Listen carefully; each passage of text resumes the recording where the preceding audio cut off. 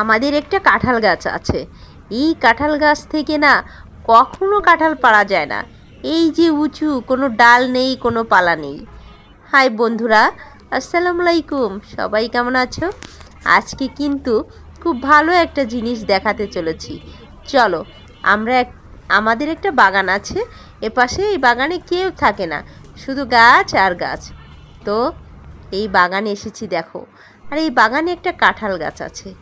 এই কাঁঠাল গাছটা না কোনো ডালপালা কিছুই নেই, দেখো, একেবারেই খাড়া গাছ। তো এই গাছটা না অনেক উঁচু, অনেক উঁচু।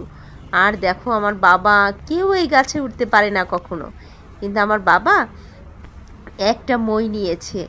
সেই মই বেয়ে ওই কাঁঠালগুলো তো পারতেই হবে। তো কি আর করা, ওই গাছে এখন উঠছে। আহারে, আমি তো সেই উঁচু করে দেখছি, এত উঁচু গাছটা। তো গাছে উঠে ওই দেখো, খুব উপরে কাঁঠাল হয়েছে, আর নিচের কাঁঠালগুলো পাড়া হয়ে গেছে। এখন বেশ কয়েকটা কাঁঠাল, যেহেতু কাঁঠাল তো শেষের দিকে, তাই পাড়তে হবে কাঁঠালগুলো। তো সেই উঁচু থেকে এই কাঁঠালগুলো পাড়ছে। কিন্তু একটা মজার বিষয় কি জানো বন্ধুরা, এই গাছের কাঁঠাল খেতে না ভারী মিষ্টি এবং খুবই মজা লাগে। তাই তো এই গাছটা এখনও রেখে দিয়েছি আমরা।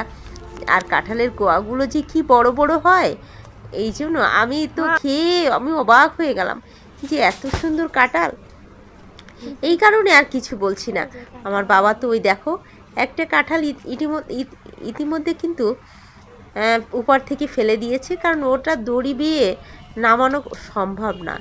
এই কারণে এরকম ঢপাস ঢপাস করে কাঁঠালগুলো ফেলে দিল। বেশ 2টা পড়েছে, ওই দেখো। আরও কয়েকটা পেড়েছিল, বেশ 4 থেকে 5টা। কিন্তু একটা বিষয় কি জানো, এই গাছের কাঁঠালের নিচে একটা মহিলা বসে আছে, আমাদের প্রতিবেশী। সে কি করছে, ওই গাছের নিচে বসেই কাজ করছে, কাটতেছিল। সে উঠছে না, ভাগ্যিস তার গায়ে পড়েনি। তো বন্ধুরা, কাঁঠালগুলো নিয়ে কিন্তু আমরা সবাই বাড়ি চলে এসেছি।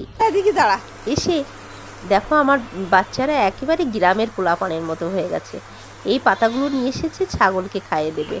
তো আমার ছেলেও কিন্তু কিছু কাঁঠাল বয়ে দিল। আজকে একটা নতুন রেসিপি আমি দিয়েছি, সেটা হচ্ছে পুঁই শাক দিয়ে এবং চর্বি দিয়ে আজকে আমি ভাজা করেছি। একটু হালকা ঘন ঘন ঝোল করেছিলাম। তো তোমরা খেয়েছো কিনা জানি না। এখানে আদা রসুন বাটা সব কিছু দেওয়া আছে। তো বিশেষ করে রসুন কুচিটা দেওয়া আছে, এবং এটা আমি খুব ভালো ভাজা করে নিয়েছিলাম চর্বিটা তেলের উপর দিয়ে। তারপরে আমি পুঁই শাক যে সেদ্ধ করেছি সেটা দিয়ে দিয়েছি। যা লেগেছে না খেতে, এই প্রথম আমি করলাম।